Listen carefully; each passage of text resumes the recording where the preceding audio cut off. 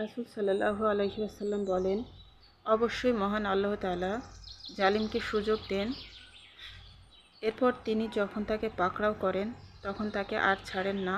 সহিহ মুসলিম হাদিস নং 6475। আসসালামু আলাইকুম আমার প্রিয় আপু ভাইয়ারা, আপনারা সবাই কেমন আছেন? আশা করছি যে যেখান থেকে যে অবস্থা থেকে আমার ভিডিওটি দেখছেন আপনারা সবাই আল্লাহ তাআলার অশেষ রহমতে ভালো আছেন। আমরাও আলহামদুলিল্লাহ আল্লাহ তাআলার অশেষ রহমতে ভালো আছি। তো নতুন আরেকটি ভিডিওতে আপনাদের সবাইকে আবারও স্বাগত জানাচ্ছি। আর আজকেও যথারীতি বাজার গুছিয়ে নিচ্ছি। আর এই বাজারগুলো আমার হাজব্যান্ড আমাদের সবজি বাগান থেকে নিয়ে এসেছেন। আর এখানে যে মূলা এনেছেন, তো অনেকগুলো মূলা এনেছেন, আর সেই সাথে শসা এনেছেন, তারপরে টমেটো এনেছেন অনেকগুলো। তো টমেটো কিনে এনেছেন, টমেটো আমাদের বাগানের না। আমাদের বাগানের টমেটোগুলো এখনও ঠিকমতো পাকেনি, তো এই কারণে বাগান থেকে টমেটো আনতে পারছে না। তো এখানে যে এই টমেটো আর কি কিনে এনেছেন, তো আমি টমেটোগুলো ঢেলে ঝুড়ির মধ্যে আর কি রেখে দিব। আর সেই সাথে শসা এনেছেন। তো আমাদের জমিতে পাইকাররা যায়, পাইকার যে ব্যবসায়ীরা, তো তারা যায় গিয়ে সবজি নিয়ে নিয়ে আসেন। তো সেখান থেকে দেখা যায় যে অনেক সবজি যেগুলো একটু বেকাতেড়া হয়ে থাকে, তো সেগুলো নেয় না। তো না নেওয়ার কারণে সেগুলো আমাদের এখানে বাসায় নিয়ে আসেন, সেগুলো আমরা আর কি খেয়ে ফেলি। কারণ সবজির চেহারা ভালো না হলে তো পাইকাররা নিবে না, আর ক্রেতারাও কিনবে না। বেকাতারা সবজি তো আর ক্রেতারা কিনবে না। বাজার থেকে সবজি কিনতে গেলে আমরা নিজেরাও কখনোই বেকাতারা কিংবা দেখতে খারাপ সবজি আমরা কিনি না, আমরা দেখে শুনে ভালোটাই কিনি। তো সেরকম আর কি। এখানে যে দেখুন শসাগুলো কিন্তু খুবই কচি আছে, কিন্তু এগুলো বেকাতাড়া হয়ে গেছে। তো এই সবজিগুলো আর কি পাইকাররা নেয় না, না নেওয়ার কারণে এগুলো বাসায় নিয়ে আসে। অনেক সময় আমাদের বাসায় নিয়ে আসে, অনেক সময় আবার আমার ভাসুরের বাসায়ও নিয়ে যায়, পাঠিয়ে দেয়। তো যাই হোক, এখানে যে বাজারগুলো আমি ঢেলে নিলাম, নিয়ে তারপরে গুছিয়ে রেখে দিব। কিছুক্ষণ এভাবে ছড়িয়ে রাখবো, রেখে তারপরে আমি ফ্রিজে রেখে দিব। আর সবজিগুলো বেশ টাটকা আর ফ্রেশ ছিল। আর আমাদের তো শশার সালাদ আমাদের অনেক খাওয়া হয়। শশা, তারপরে টমেটো, লেটুস পাতা, এগুলো দিয়ে আমাদের অনেক সালাদ খাওয়া হয়। আর এই তো এখন দুপুরে রান্নাটা বসিয়ে দিব। তো দুপুরে রান্নায় আজকে গরুর মাংস রান্না করব। হাতে মেখে প্রেশার কুকারে কষিয়ে তারপরে গরুর মাংস রান্না করব। তো যে পদ্ধতিতে আমি রান্না করে থাকি, যখন একটু তাড়া থাকে তো তখন এভাবে রান্না করি। তো সেটাই আপনাদের সাথে শেয়ার করব। তো এখন এই যে মাংসগুলো আমি কেটে তারপরে এখন ধুয়ে নিচ্ছি। আর আমার প্রিয় আপু ভাইয়ারা, প্লিজ একটা লাইক দিয়ে আমার ভিডিওটি কন্টিনিউ করবেন। আর আমার অসুস্থতার কথা তো বলেছিলাম, তো আসলে আমি তো সকালে নাস্তা করার পর থেকে অনেকক্ষণ রেস্ট করি। রেস্ট করার পরে তারপরে যখন আবার একটু ভালো লাগে তখন এসে দুপুরে রান্নাটা করে ফেলি। তো দুপুরে রান্নাটা করে নিয়ে তারপরে যে আবারও রেস্ট করি, তো এভাবে আর কি কাজ করছি। আর এমনি ওষুধ, মানে ভিটামিন যে ওষুধগুলো ডাক্তার আমাকে দিয়েছিল, তো সেই ওষুধগুলো আমি আবারও ভাবছি যে আনিয়ে নিব, নিয়ে ভিটামিন ওষুধগুলো আবার খাবো। তো খাওয়া শুরু করলে হয়তো বা দুর্বলতাটা কাটবে। তো যাই হোক, এখন এই যে এখানে আমি গরুর মাংসটা হাতে মেখে নিব, সব ধরনের মশলা দিয়ে দিচ্ছি। তো আমি এখানে যে পেঁয়াজ কুচি, তারপরে টমেটো কুচি, কাঁচামরিচ, তারপরে আদা বাটা, রসুন বাটা, তারপরে পেঁয়াজ, জিরা, ধনিয়া আর একটা পেস্ট বানিয়েছিলাম সেটা দিয়েছি। আর গরম মশলাও দিয়েছিলাম, তো সেই পেস্টটা অনেকটাই দিয়ে দিয়েছি। তারপরে সরিষার তেল দিয়ে দিলাম। এই তো সব ধরনের মশলা দিয়ে খুব ভালোভাবে এখন হাতে মেখে নিব। আর আমি সব কিছু মেখে নিব, নিয়ে তারপরে আবার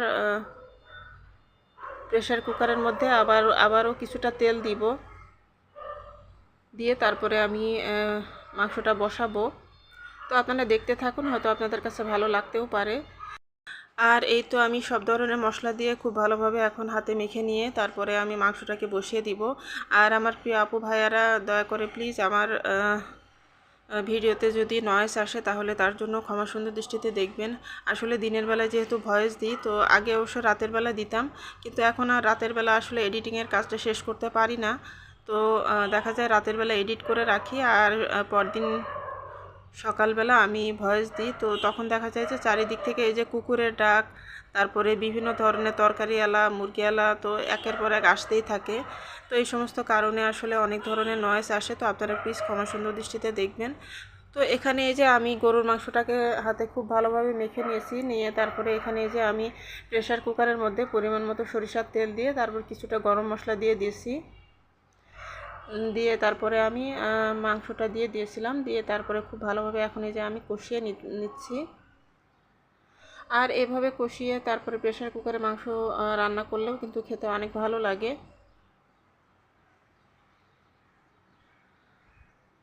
তো এই তো আমি খুব ভালোভাবে মাংসটাকে কষিয়ে নিব। তো আরও কিছুক্ষণ আমি ভালোভাবে মাংসটাকে কষিয়ে তারপরে একদম পানিটা শুকিয়ে ফেলবো। তারপরে আমি ঝোলের পানি দিয়ে প্রেসার কুকারের ঢাকনাটা লাগিয়ে দিব। আর এখানে এই যে আমি পাশের চুলায় বতুয়া শাক ভাজি করে নিচ্ছি। তো এই শাক তো আমি দেখিয়েছিলাম গত ভিডিওতে, তো সেই শাকটাই আর কি আমি একাটি আজকে ভাজি করে নিচ্ছি। আর এই যে প্রেসার কুকারে আমার মাংসটা দিয়ে দিয়েছিলাম, তো মানে মাংসটা আর কি রান্না হয়ে গেছে। তো আমি 11টার মতো সিটি দিয়েছিলাম, তো তারপরে আমি নামিয়ে নিয়েছি। আর এই যে আমি এখন একটা সার্ভিং ছোট্ট হাঁড়ির ভিতরে মাংসটাকে আমি বেড়ে নিয়েছি, নিয়ে তারপরে এই যে টেবিলে সব খাবারও দিয়ে দিয়েছি। আর এখানে যে আমি সালাদ করে নিয়েছি, টমেটো দিয়ে সালাদ বানিয়ে নিয়েছি, তারপরে যে লেটুস পাতা কেটে নিয়েছি, আর সে সাথে যে শাক ভাজি, বতুয়া শাক ভাজি আর ডাল। তো এগুলো দুপুরের জন্য আর কি রান্না করে নিয়েছি। খুব সিম্পল খাবার দাবারের আয়োজন। তো মাশাআল্লাহ তারপরেও খাবারটা খেতে অনেক বেশি ভালো লেগেছিল। আর আসলে সালাদ থাকলে মাংস তরকারির সাথে যদি সালাদ থাকে তাহলে খেতে আরও অনেক বেশি ভালো লাগে। আমার প্রিয় আপু ভাইয়ারা, আমার ভিডিও যদি আপনাদের কাছে ভালো লাগে তাহলে প্লিজ আমার ভিডিওতে একটা লাইক দিয়ে আমার ভিডিওটি প্লিজ কন্টিনিউ করবেন, ফুল ওয়াচ করে নেবেন। আর যারা নতুন ভাই আপুরা আমার চ্যানেলটি ভিজিট করবেন, তাদের কাছে যদি আমার চ্যানেলের ভিডিও ভালো লাগে তাহলে আপনারা চাইলে আমার চ্যানেলটি সাবস্ক্রাইব করে আমার চ্যানেলের সাথে থেকে যেতে পারেন আর আমাকে একটু সাপোর্ট করতে পারেন। আর এই তো আমার আজকে দুপুরে রান্নাবান্না এই ছিল। আর এখন এই যে আমি আমার গাছগুলো একটু দেখিয়ে দিচ্ছি। এখানে যে আমার টমেটো চারা বেশ বড় হয়ে উঠেছে। তো এই চারাগুলো কিন্তু এমনিতেই গজিয়েছিল, তো সেই চারাগুলো আমি টবে লাগিয়ে দিয়েছিলাম। তো সেখান থেকে কিন্তু আমার চারাগুলো অনেকটাই বড় হয়ে উঠেছে। আর সেই সাথে আমি লেটুস পাতার কিছু গোড়া লাগিয়ে দিয়েছিলাম, তো সেই লেটুস পাতাগুলো কিন্তু বেশ বড় হয়ে উঠতেছে। আর এখানে যে আমার একটা আন্টি আছেন, তো সেই আন্টির টমেটো গাছ, তো মাশাআল্লাহ অনেক সুন্দর টমেটো ধরেছে। আর আমার গাছেও টমেটো ধরেছে, তো আমি তো আগের ভিডিওতে দেখিয়েছিলাম। আর এখন এই যে সন্ধ্যার পরে একটু নাস্তা তৈরি করব, তো আজকে পাটিসাপটার পিঠা বানাবো।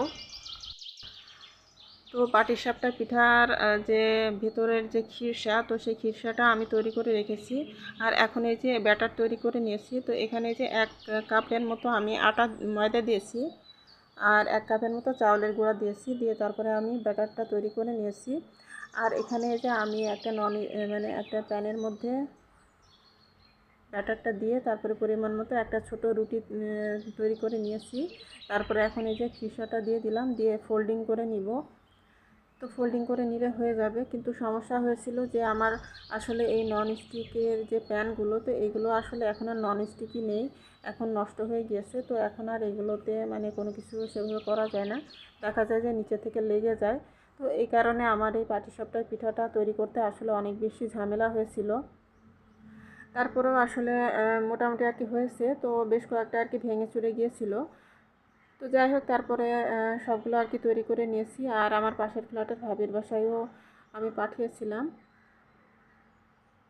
আর এই তো এখানে আরেকটাও আমি তৈরি করে নিচ্ছি। তো বাকিগুলো আর কি অফ ক্যামেরায় তৈরি করে নিয়েছি, কারণ অন ক্যামেরায় আসলে এত ঝামেলা করে তো আর তৈরি করা যায় না। তো দেখতে যেমনই হোক, মাশাআল্লাহ পিঠাগুলো খেতে কিন্তু অনেক বেশি মজা হয়েছিল। আর আসলে পাটিসাপটা পিঠার মেন যে জিনিসটা সেটা হচ্ছে খিরসা। তো খিরসাটা যদি সুন্দর করে তৈরি করা হয় তাহলে কিন্তু পিঠাটা খেতে অনেক বেশি মজা হয়।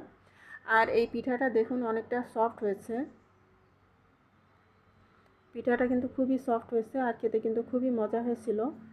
আর আমার বাচ্চারা তো মানে রাতের মধ্যে শেষ করে ফেলেছিল।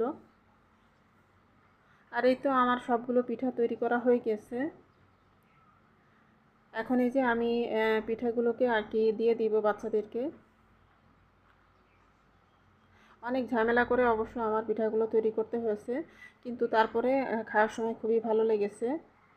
কষ্টটা আর কি সার্থক হয়েছে, খেতে যেহেতু অনেক মজা হয়েছিল। আমার বাচ্চারাও খুব পছন্দ করে পাটিসাপটা পিঠা। আগে অনেক বেশি তৈরি করা হতো, তবে ইদানিংকালে আসলে অত বেশি তৈরি করাও হয় না। আর এই তো এখন এই যে আমার বাচ্চাদেরকে এখন দিয়ে দিচ্ছি। আর আসলে আমি যেদিন পাটিসাপটা পিঠা তৈরি করেছিলাম সেদিন না অনেকগুলো নাস্তাও তৈরি করেছিলাম। একই দিনে আসলে অনেকগুলো নাস্তা তৈরি করেছিলাম।